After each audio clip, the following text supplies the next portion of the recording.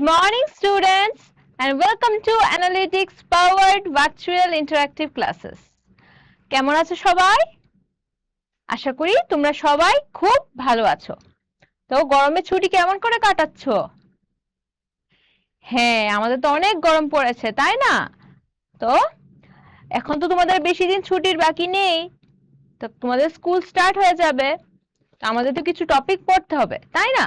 তো আজকে আমরা আমাদের ক্লাসে একটি ইন্টারেস্টিং বিষয় নিয়ে আলোচনা করব। ঠিক আছে, তাহলে আমাদের ক্লাস শুরু করি। সবাই রেডি তো? ঠিক আছে, চলো আমাদের ক্লাসটা এখন শুরু করি। চলো দেখি স্ক্রিনে কি আসছে।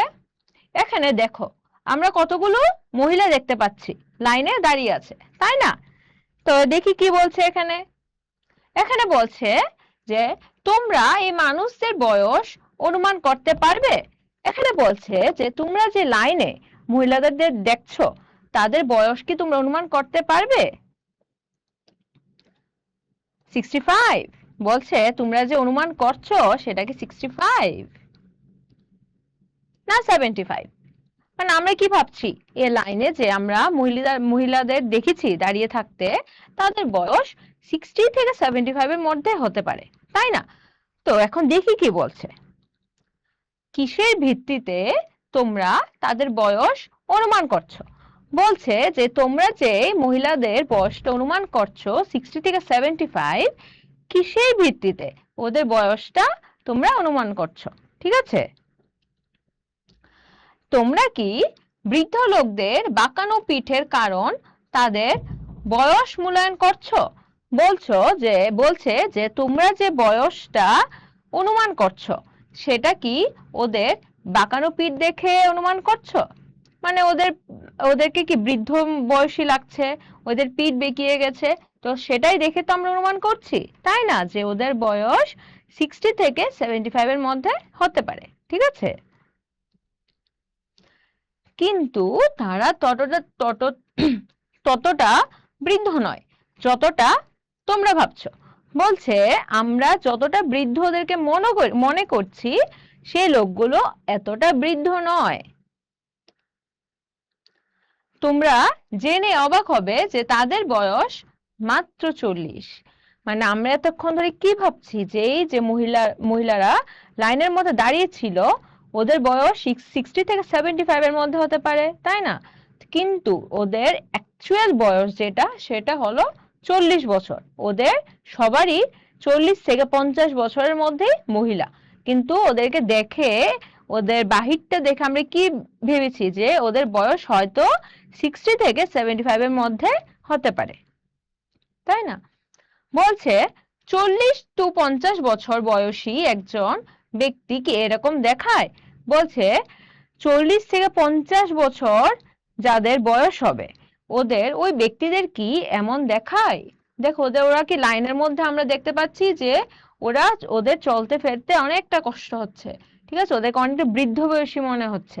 তোমরা এখন বলো, আমরা কি আমাদের আশেপাশে অনেক 40 থেকে 50 বছর বয়সী মানুষ দেখেছি, তো তাদের কি দেখতে কি এমন দেখায় বলো? না, ওদেরকে দেখতে এমন দেখায় না। কারণ আমাদের আশপাশে আমরা 40 থেকে 50 বছর বয়সী অনেক মানুষদের দেখেছি, কিন্তু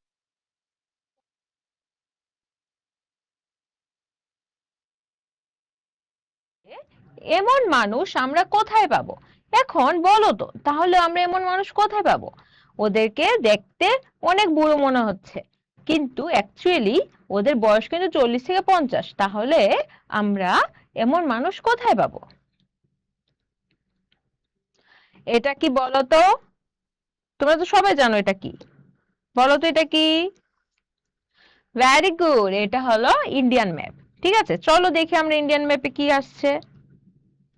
বলছে তোমরা কি জানো আমরা তাদের ভারতে খুঁজে পেতে পারি। এখন তোমরা কি জানো আমরা যে এই মানুষগুলো দেখেছি লাইনের মধ্যে দাঁড়িয়ে ছিল, ওদেরকে কিন্তু আমরা ভারতেই খুঁজে পেতে পারি। আমাদের ভারতের মধ্যেই কিন্তু ওই মানুষগুলো আছে। ঠিক আছে, এখন চলো দেখি কোথায় আছে। বলছে যে এই যে পার্টটা, এই যে গ্রিন যে পার্টটা হয়ে আছে, এই গ্রিন পার্টটা হলো অন্ধ্রপ্রদেশ। ঠিক আছে, তারপর এই গ্রিন পার্টটা হলো সাইডের গ্রিন পার্টটা রাজস্থান। ঠিক আছে। তারপর নিচে গ্রিন পার্টটা হলো কি গুজরাট, ঠিক আছে। তারপরটা দেখি কি বলছে, কোন স্টেট, তারপরটা বলছে কর্ণাটক। তারপর স্টেটটা কি দেখি, তারপরটা হচ্ছে তামিলনাড়ু, ঠিক আছে।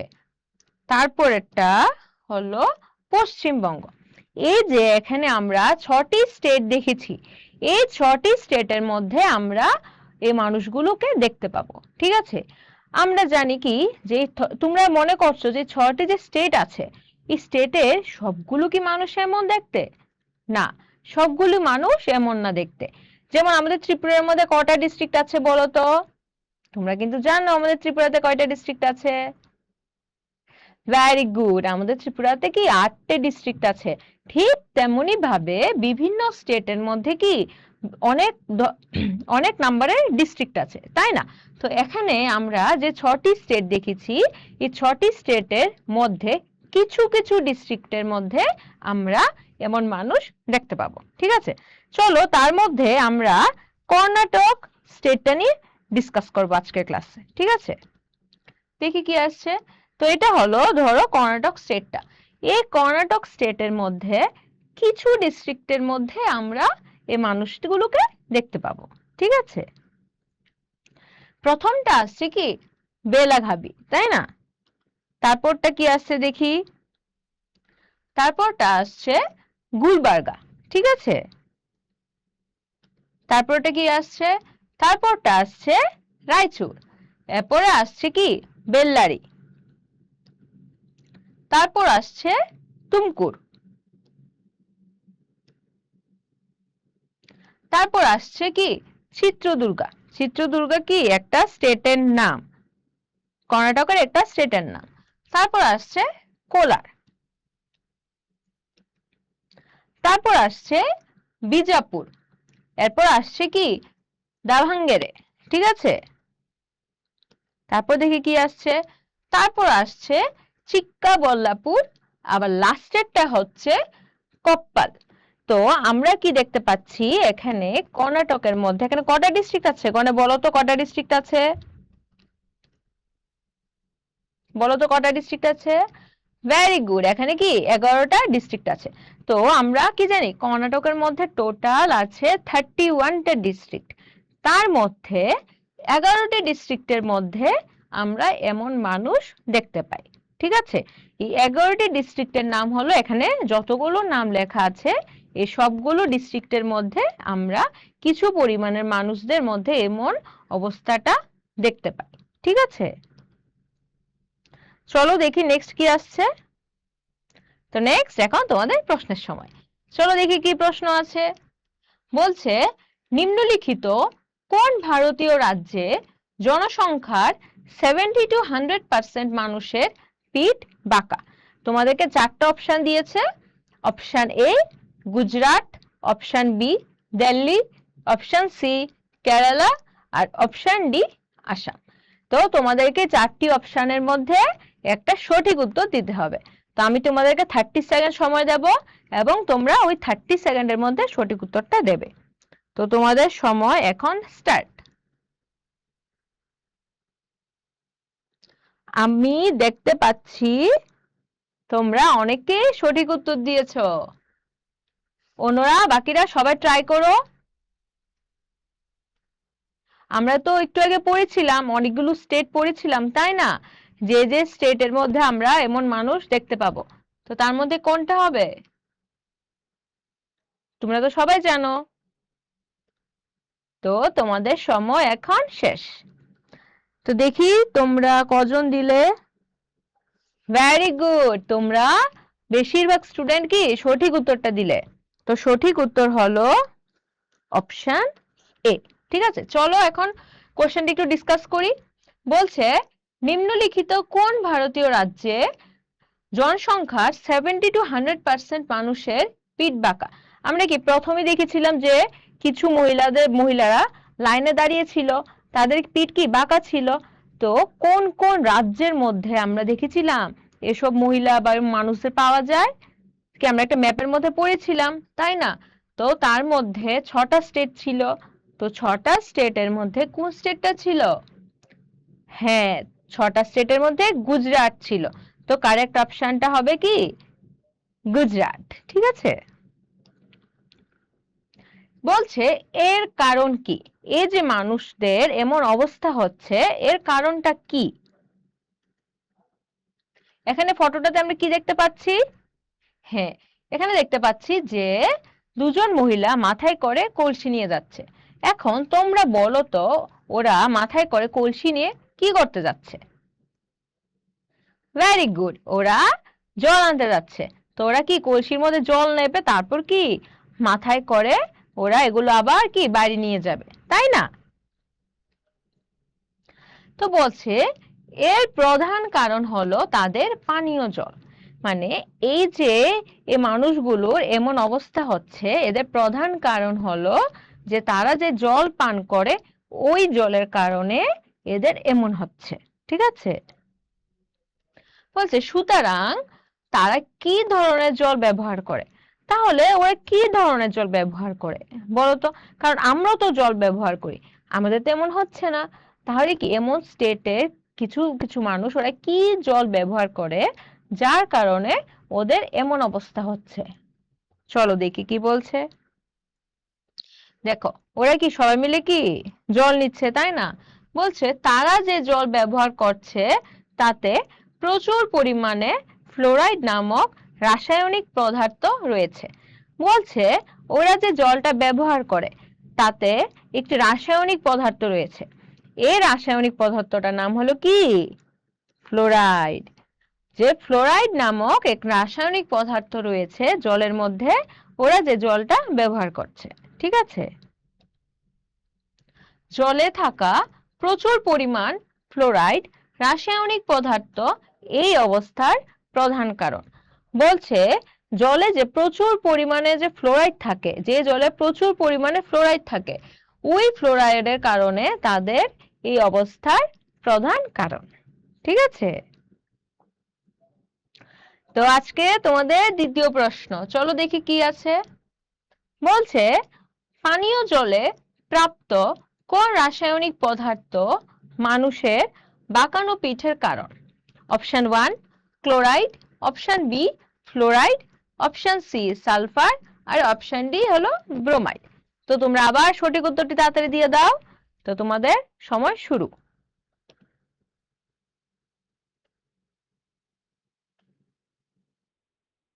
আমি দেখছি তোমরা অনেকে সঠিক উত্তরটা দিয়েছো, বাকিরা ট্রাই করো। তোমরা তো জানো, এটা একটু আগে পড়েছো, তাই না?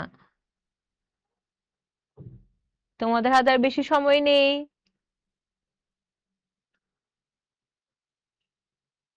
এই 4টি পদার্থের মধ্যে কোন পদার্থটা ছিল তোমরা তো জানো। তোমাদের সময় এখন শেষ। তো তোমরা বেশিরভাগ স্টুডেন্টই সঠিক উত্তরটা দিয়েছো, ভেরি গুড।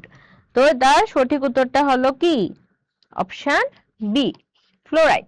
মানে ওরা যে জল ব্যবহার করে ওই জলের মধ্যে প্রচুর পরিমাণে কি ফ্লোরাইড রয়েছে, যার কারণে ওদের এমন অবস্থা হচ্ছে। ঠিক আছে, তো সঠিক উত্তর হলো কি ফ্লোরাইড।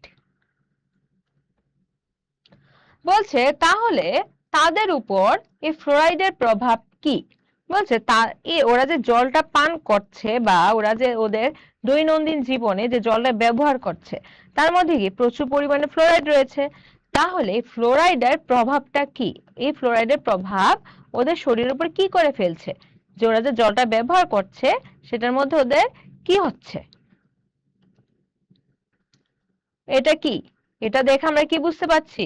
যে একটা কি হেলদি চাইল্ড। ঠিক আছে, মানে সুস্থ ব্যক্তি, তাই না? এটা সুস্থ ব্যক্তি। তারপরে দেখো যে এটা থেকে কি, এটা হলো কি একটা হিউম্যান বডি। তারপর কি এটা কি হাড়, আর এটা কি দাঁত। কি আসছে যে স্বাস্থ্যকর হাড় ও দাঁতের জন্য পর্যাপ্ত পরিমাণে ক্যালসিয়াম প্রয়োজন। বলছে স্বাস্থ্যকর হাড় বা দাঁতের জন্য আমাদের কি পর্যাপ্ত পরিমাণে ক্যালসিয়াম প্রয়োজন লাগবে। কিন্তু এখানে কি হচ্ছে দেখি, দেখো এই যে মহিলাটার কি হয়েছে, ও পা বেঁকিয়ে গেছে, এখনো ওই মহিলাটার কি চলতে খুব কষ্ট হচ্ছে, তাই না? এখন দেখো ওরও কি হয়েছে, ওরও সেম অবস্থা হয়েছে, তাই না? ওরও চলাফেরা করতে খুব কষ্ট হচ্ছে। দেখি এটার কারণটা কি। এই দেখো এই বাচ্চাদের দাঁতগুলো খুব ক্ষয় হয়ে গেছে, তাই না? এখন বলো, তোমরা বলো, এত ছোট বয়সে বাচ্চাদের দাঁত কি এত ক্ষয় হয়? না, হয় না। কিন্তু এখানে কি আমরা বাচ্চাদের দাঁতগুলো ক্ষয় হয়ে গেছে এটা দেখতে পাচ্ছি। তো বলছে এখানে ক্যালসিয়ামের উপর ফ্লোরাইডের প্রভাব রয়েছে।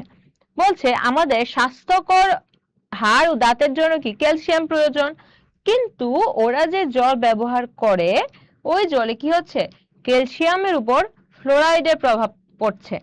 ওরা যে জলটা ব্যবহার করে ওটার মধ্যে কি ফ্লোরাইডের পরিমাণ অনেকটা বেশি, যে কারণে ক্যালসিয়ামের উপরে ফ্লোরাইডের প্রভাবটা খুব বেশি পড়ছে।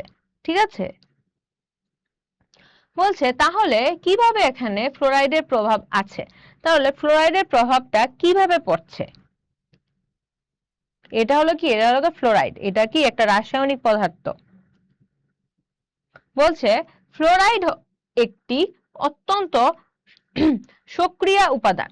সক্রিয় উপাদান মানে কি, অ্যাক্টিভ এলিমেন্ট, মানে যখন ফ্লোরাইড কোনো কিছুর সাথে মিশে তখন কি এটা অ্যাক্টিভ হয়ে যায়, এটা ব্যবহার হতে শুরু হয়। তো এটা হলো কি একটা সক্রিয় উপাদান।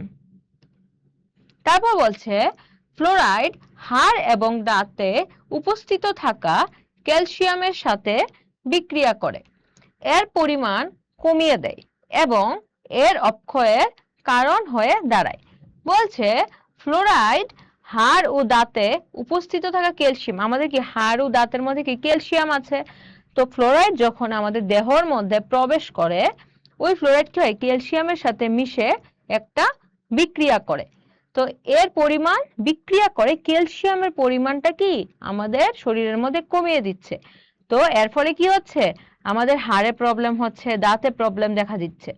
ঠিক আছে, আমাদের শরীরের মধ্যে বা হাড়ে বা দাঁতে কি থাকে, ক্যালসিয়াম থাকে। তো যখন ফ্লোরাইড আমাদের শরীরের মধ্যে প্রবেশ করছে তখন ক্যালসিয়ামের সাথে মিশে ফ্লোরাইড একটি বিক্রিয়া করছে। ওই বিক্রিয়ার ফলে আমাদের কি, আমাদের শরীরে যে ক্যালসিয়াম থাকে ওইটা উপস্থিতিটা কমে যাচ্ছে। বিক্রিয়ার ফলে ক্যালসিয়ামের পরিমাণটা কি আমাদের শরীরে কমে যাচ্ছে, যার ফলে কি অক্ষয়ের কারণ হয়ে দাঁড়ায়, মানে আমাদের হাড় বেঁকিয়ে যায় বা দাঁত ক্ষয় হয়ে যায়, এর কারণে কি হয়, এমন প্রবলেমগুলি দেখা দেয়। তো আছে ফ্লোরাইডের অন্যান্য অসুবিধা, মানে ফ্লোরাইডের খালি কি এই দুটোই অসুবিধা নয়, ফ্লোরাইডের আরো অনেক অসুবিধা আছে। চলো দেখি কি বলছে। বলছে ক্যান্সার, প্রথম অসুবিধাটি কি, ক্যান্সার, মানে খুব বেশি পরিমাণে যদি ফ্লোরাইড থাকে তাহলে কি ক্যান্সারও হয়। তারপর আছে স্নায়ুতে দুর্বলতা, ঠিক আছে, মানে কি নার্ভের মধ্যে আমাদের উইকনেস ফিল করানো। তারপর আছে স্মৃতি শক্তির হ্রাস। তারপর আছে ত্বক সম্পর্কিত রোগ, মানে কি স্কিন ডিজিজ, মানে ফ্লোরাইডের পরিমাণ যদি খুব বেশি পরিমাণে ফ্লোরাইড যদি জলে থাকে আমাদের শরীরের মধ্যে প্রবেশ করে আমাদের স্কিন ডিজিজও হতে পারে। তারপর আছে হার্ট এবং কিডনি সংক্রান্ত রোগ, মানে ফ্লোরাইডের পরিমাণে আমাদের হার্ট বা কিডনি সংক্রান্ত অনেক রোগও হতে পারে। তারপর বলছে ফ্লোরাইড কি এতই মারাত্মক, তাহলে জলে থাকা কি এটা উচিত নয়? তার কারণ আমরা কি দেখছি যে ফ্লোরাইডের কারণে কি আমাদের অনেক রোগ হচ্ছে, ওদের অনেক অসুবিধা ওরা ফেস করছে, ওদের হাড় ক্ষয় হয়ে যাচ্ছে, দাঁত ক্ষয় হয়ে যাচ্ছে, তারপর বিভিন্ন রোগের কি সম্মুখীন হতে হচ্ছে। তো এখানে বলছে তাহলে কি ফ্লোরাইড কি জলে থাকা উচিত নয়? এখন তোমরা বলো তো, এতক্ষণ ধরে যা পড়েছো যে ফ্লোরাইডের কারণে যা যা অসুবিধা হয়েছে, তো তার জন্য কি ফ্লোরাইড কি জলে থাকা উচিত কি উচিত না? ভেরি গুড, ফ্লোরাইড জলে থাকা একদমই উচিত নয়। ঠিক আছে, তারপর দেখি কি আসছে। 3 থেকে 4 বছরের বাচ্চাদের দাঁত ও হাড়ের সুস্থ বৃদ্ধি এবং বিকাশের জন্য প্রতি লিটারে প্রায় 0.5 to 1 মিলিগ্রাম ফ্লোরাইড প্রয়োজন। বলছে 3 থেকে 4 বছরের যে বাচ্চারা আছে তাদের দাঁতের ও হাড়ের সুস্থতার জন্য বা বিকাশের জন্য প্রতি লিটারে প্রায় 0.5 to 1 মিলিগ্রাম ফ্লোরাইড প্রয়োজন। ওদের শরীরের হাড় বা দাঁতের বিকাশের জন্য প্রতি লিটারে 0.5 to 1 মিলিগ্রাম পর্যন্ত ফ্লোরাইড প্রয়োজন। কিন্তু 1 লিটার জলে যদি ফ্লোরাইডের পরিমাণ 1.5 মিলিগ্রামের বেশি হয় তা দাঁতের ক্ষয় হতে পারে। বলেছে কিন্তু যদি ফ্লোরাইডের পরিমাণ 1.5 মিলিগ্রামের থেকে বেশি হয় 1 লিটার জলে, তাহলে কি দাঁতের অনেক ক্ষয় হতে পারে। মানে তার মানে কি আমরা কি বুঝতে পারছি যে এই বাচ্চাগুলো যে জল পান করত বা ওরা যে জল ব্যবহার করত ওই জলের মধ্যে কি 1.5 মিলিগ্রামের বেশি ফ্লোরাইড উপস্থিত ছিল। ঠিক আছে,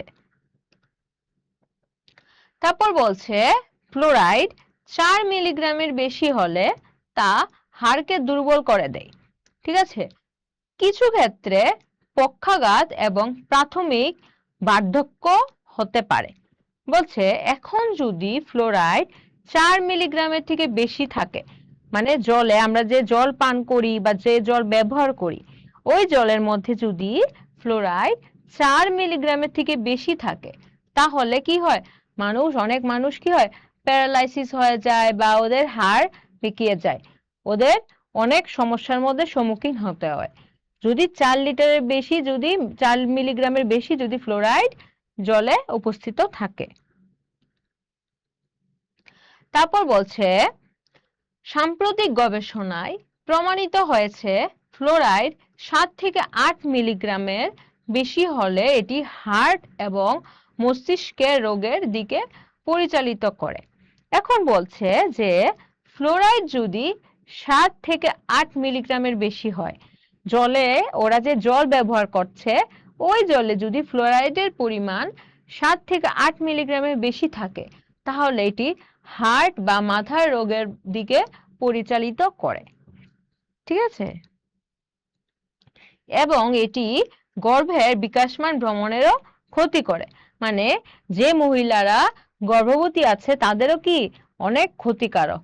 ওই যে জলের মধ্যে প্রচুর পরিমাণে ফ্লোরাইড রয়েছে ওদেরও এটা খুব ক্ষতিকারক। তার মানে কি আমরা কি বুঝতে পেরেছি যে যদি 0.5 থেকে 1 মিলিগ্রাম পর্যন্ত ফ্লোরাইড যদি জলে থাকে তাহলে সেটা কোনো প্রবলেম হবে না, তাই না? কিন্তু যদি 1.5 মিলিগ্রামের বেশি ফ্লোরাইড জলে থাকে তাহলে কি দাঁতের ক্ষয় হবে। যদি 4 মিলিগ্রামের বেশি ফ্লোরাইড থাকে তাহলে কি হবে? হ্যাঁ, তাহলে হাড়ের ক্ষয় হবে। আর যদি 7 থেকে 8 মিলিগ্রামের বেশি ফ্লোরাইড থাকে তাহলে কি হবে?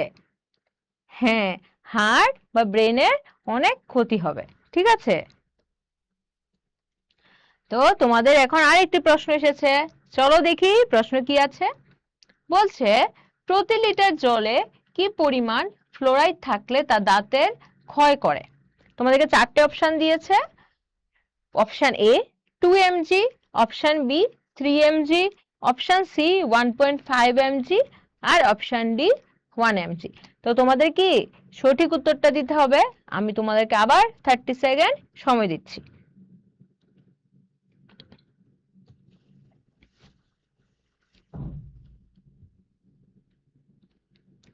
আমি দেখতে পাচ্ছি তোমরা অনেকে কি সঠিক উত্তর দিয়েছো। সবাই ট্রাই করো। আমরা প্রথমেই পড়েছিলাম যে প্রতি লিটার জলে কত পরিমাণ পর্যন্ত ফ্লোরাইড থাকলে কোনো প্রবলেম হবে না। তোমাদের কিন্তু আর বেশি সময় নেই, তো তোমাদের সময় এখন শেষ। তো সবাই তোমরা বেশিরভাগ স্টুডেন্ট কি সঠিক উত্তর দিয়েছো, ভেরি গুড। তো সঠিক উত্তরটা হলো অপশন সি। আমরা প্রথমে পড়েছিলাম যে প্রতি লিটারে যদি 1.5 মিলিগ্রাম ফ্লোরাইড থাকে তাহলে দাঁতের কোনো ক্ষয় করে না। ঠিক আছে,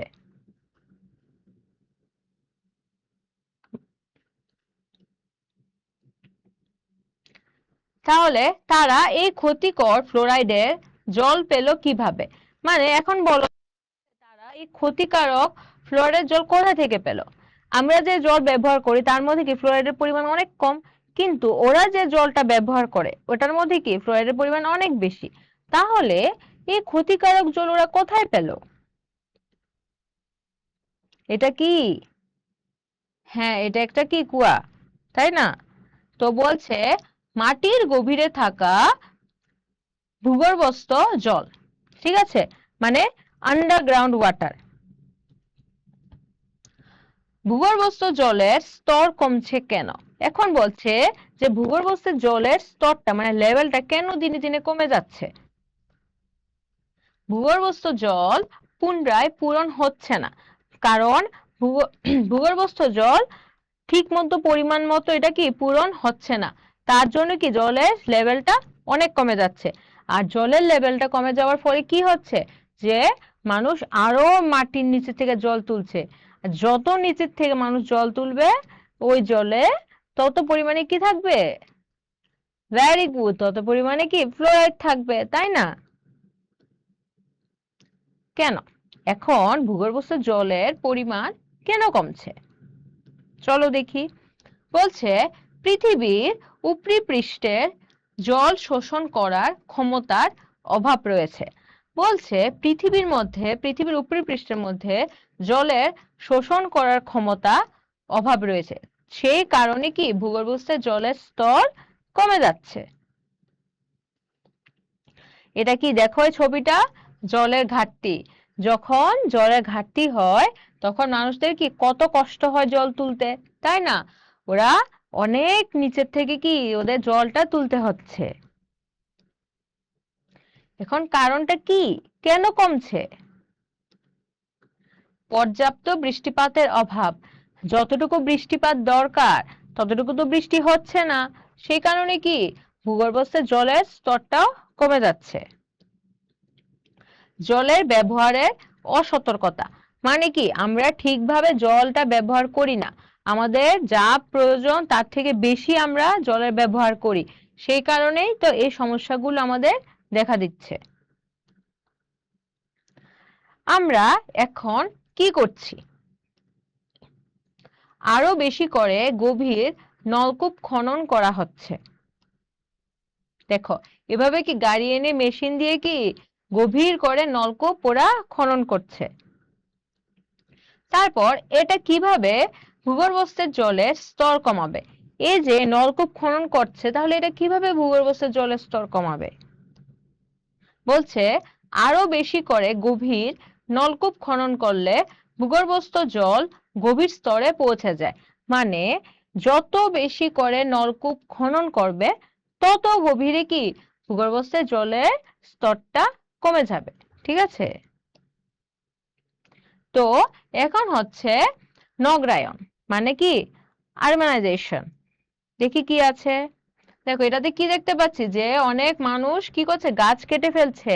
আমরা কি আমাদের আশেপাশে কি দেখতে পাই, যে মানুষরা কি গাছ কেটে ফেলছে। এখন বলো তো কেন গাছ কেটে ফেলে? ওদের কি করার জন্য? যে খোলা জায়গা পাওয়ার জন্য, যাতে কি ঘর বাড়ি তুলতে পারে, তার জন্য কি অনেক গাছ কেটে ফেলা হচ্ছে। তারপর এখানে কি দেখছি, যে একটি মাটির রাস্তাকে কি পিচ দিয়ে রাস্তা তৈরি করছে। তারপর দেখো এখানে কি বৃষ্টি পড়ছে, তো বৃষ্টি পড়ে যে চাল বেয়ে যে জলটা পড়ছে সেটা কি হচ্ছে, সেটা ওই মাটির রাস্তা দিয়ে গিয়ে কোথায় মিশছে? মাটির রাস্তা দিয়ে গিয়ে এটা কি নদীতে মিশে যাচ্ছে। তার মানে কি যে বৃষ্টির জলটা পড়ছে ওই বৃষ্টির জলটা কোনো কাজে ব্যবহার হচ্ছে না, এটা কি মাটির রাস্তা দিয়ে বেরিয়ে কি নদীতে মিশে যাচ্ছে, তাই না? এটা বলছে বৃষ্টি জলের অপর্যাপ্ত ব্যবহার, মানে কি বৃষ্টি জলের ঠিক মতো বৃষ্টি জলের কোনো ব্যবহার হচ্ছে না। এটির জন্য কি কোনো সমাধান আছে? বলছে এই যে বৃষ্টি জলে ঠিকমতো ব্যবহার হচ্ছে না, এটা কি কোনো সমাধান আছে? এখন বলছে যে বড় সমস্যার জন্য সহজ সমাধান হলো, মানে এটা কি একটা বড় সমস্যা, মানে কি বৃষ্টির জল আমরা ঠিকমতো ব্যবহার করতে পারছি না, ফলে কি হচ্ছে ভূগর্ভস্থ জলের স্তর কমে যাচ্ছে। তো এই বড় সমস্যার জন্য সমাধানটা কি? তাহলে আমাদের কি করতে হবে? এই সমাধানটার জন্য আমাদের কি করতে হবে? বৃষ্টি জলের পর্যাপ্ত ব্যবহার করতে লাগবে। মানে এই যে বৃষ্টি পড়ে, এরপর যে বৃষ্টির জলটা যে আসে, এই জলের কি আমাদের ঠিক মতো ব্যবহার করতে হবে। এটা কিভাবে সম্ভব? এখন এই বৃষ্টি জলটা ব্যবহার করা কিভাবে সম্ভব? বলছে ভারতে বৃষ্টির জল সংগ্রহ উন্নত করেছেন। মানে বৃষ্টির জল যে সংগ্রহ করাটা, সেটা একজন ব্যক্তি উন্নত করেছেন। তো এই ব্যক্তিটা এই বৃষ্টির জল সংগ্রহ করাটাকে উন্নত করেছেন, ঠিক আছে। ইনি হলেন রাজস্থানের বাসিন্দা রাজেন্দ্র সিং, ভারতের সুপরিচিত জল সংরক্ষক। মানে এই যে ওনার নাম হলো কি রাজেন্দ্র, উনি হলেন রাজস্থানের বাসিন্দা এবং উনি হলেন ভারতের একজন সুপরিচিত জল সংরক্ষক, ঠিক আছে। রাজেন্দ্র সিং ভারতে জল সংরক্ষক হিসাবে পরিচিত। বলছে এই যে রাজেন্দ্র সিং, উনি ভারতের একজন জল সংরক্ষক হিসাবে ইনি পরিচিত, ঠিক আছে। তারপর কি বলছে যে তিনি বৃষ্টির জল সংগ্রহ এবং মানুষের মধ্যে জল ব্যবস্থাপনা সচেতনতার জন্য ম্যাগসেসে পুরস্কার পান। বলছে উনি কি জল সংগ্রহ করতেন, বৃষ্টির জল সংগ্রহ করতেন, এবং ওই জল সংগ্রহের ব্যাপারে উনি মানুষের মধ্যে কি সচেতনতা কি বাড়িয়ে দিয়েছে, ওটার জন্য উনি ম্যাগসেসে একটি পুরস্কারও পান, ঠিক আছে। তারপর দেখো উনি কিভাবে, এই ফটোটার মধ্যে আমরা কি দেখতে পাচ্ছি যে উনি মানুষের মধ্যে কি বৃষ্টির জল সংগ্রহ করার জন্য সচেতনতা কি বাড়িয়ে দিচ্ছে, এবং এখানে কি উনি একটি পুরস্কার পেয়েছেন। এখন মানুষের মধ্যে আস্তে আস্তে কি হয়েছে, মানুষের মধ্যে সচেতনতা কি বৃদ্ধি বাড়ছে আস্তে আস্তে। তো এটা হলো যে উনি যে জল সংগ্রহ করে ওটার একটা ছবি, কিভাবে উনি বৃষ্টির জল সংগ্রহ করে রাখেন, ঠিক আছে। এটা হলো জোহারদার নির্মাণ। তারপর এখানে কি বলছে যে বৃষ্টির জল সংগ্রহ করলে কি হয়, বৃষ্টির জল সংগ্রহ করার পরে ফলটা কি, যে এখানে কি ওরা সাপ্লাই দিয়ে কি জল নিতে পারছে, ওরা ইজিলি কি জল পাচ্ছে, এভাবে কুয়া থেকে কি জল বালতি দিয়ে টেনে টেনে ওদের জল নিতে হচ্ছে না। এটা কি করে সম্ভব হয়েছে? এটা বৃষ্টির জল সংগ্রহ করার ফলে ওরা এই সুবিধাটা পেয়েছে, ঠিক আছে। দেখো বৃষ্টির জল সংগ্রহের ফল। তারপর আছে যে তামিলনাড়ুতে বৃষ্টির জল সংগ্রহের ব্যবস্থা। মানে তামিলনাড়ুতে কিভাবে বৃষ্টির জল সংগ্রহ করে সেটা কিছু ব্যবস্থা। দেখো এভাবে বৃষ্টির জল সংগ্রহ করা হয় বিভিন্ন জায়গার মধ্যে, ঠিক আছে। তারপর কি হচ্ছে, বৃষ্টির জল সংগ্রহ করার ফলে মানুষের মুখে অনেক হাসি ফুটছে, কারণ ওদের জল নিয়ে কষ্ট হচ্ছে না, ওদের কষ্ট করে বালতিতে জল টেনে টেনে উঠাতে হচ্ছে না। ফলে কি হচ্ছে, জলের মধ্যে ফ্লোরাইডের পরিমাণটা অনেক কম হচ্ছে, তাই না। দেখো এভাবে কি বৃষ্টির জল সংগ্রহ করে রাখার কিছু উপায়। এভাবে উনি মানুষের মধ্যে, দেখো এখানে কি মানুষের মধ্যে, স্টুডেন্টদের মধ্যে উনি বৃষ্টির জল সংগ্রহ করার জন্য সচেতনতা কি বাড়িয়ে দিচ্ছে, তাই না। দেখো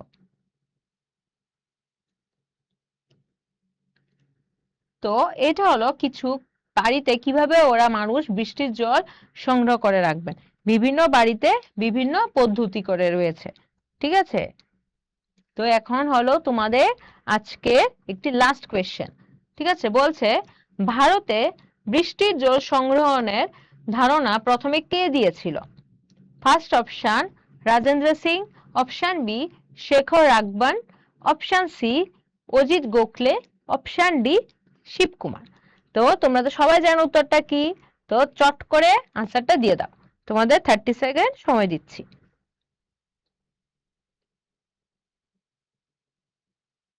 আমি দেখতে পাচ্ছি তোমরা অনেকে সঠিক উত্তর দিয়েছো, কারণ তোমরা তো সবাই জানো এটা আনসারটা কি হবে, আমরা তো একটু আগে পড়েছি, তাই না। তোমাদের কিন্তু আর বেশি সময় নেই, আর 10 সেকেন্ড বাকি আছে। বৃষ্টির জল সংগ্রহ করার জন্য তিনি পুরস্কারও পেয়েছিলেন, তাই না?